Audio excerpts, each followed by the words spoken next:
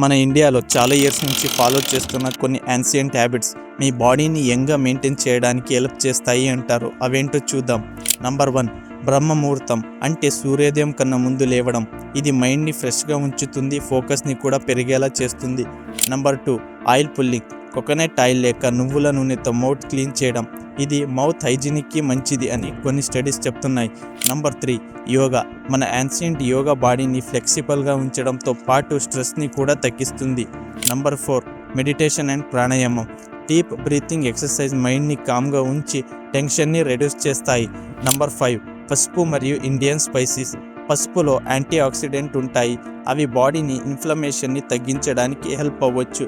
Number 6, ayurvedic food habits. Fresh food, seasonal food, తక్కువ processed food తినడం హెల్త్కి చాలా మంచిది.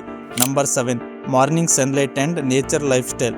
పొద్దున్నే సన్లైట్ తీసుకోవడం స్లీప్ సైకిల్ని బెటర్ చేస్తుంది, వాకింగ్ స్ట్రెస్ని తగ్గిస్తుంది.